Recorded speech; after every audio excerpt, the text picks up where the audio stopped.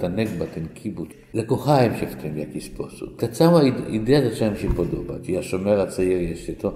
I właściwie prawdziwym Izraelczykiem zrobiłem się przez tą organizację, przez to koleżeństwo, do głębi serca i duszy, atmosfera tego jakiegoś życia, jakiejś wspólnoty, jakiejś prostej, takiej szorstkiego życia. Dlaczego ja postanowiłem zostać w kibucu? I to ma część negatywną i pozytywną. Pozytywną, że było fajnie. Znaczy ciężko się pracowało, stawało się na pole, jechało się traktorem, orzało się w zorzy słońca wstającego. Ale praca była ciężka. Dużo godzin na dobę. I to było na granicy, jakieś miny były czasami. Także też było nieprzyjemne znowu. Z drugiej strony to było takie zdrowe, nie wiem, takie zmęczenie zdrowe. Wracasz chłop z pola. To jest inne zmęczenie intelektualne, prawda? I w ogóle wtedy była grupa ludzi, znowu tych młodych. Naprawdę była taka wspólnota. Był jeden samowar w stołówce. Wszyscy nie było czajników w ogóle w domu.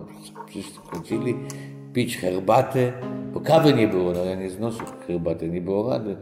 I się smarowało takie pajdy chleba z marmoladą.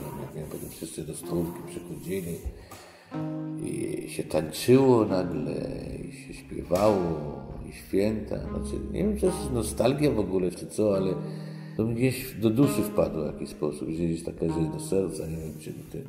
Bo to nie jest racjonalne.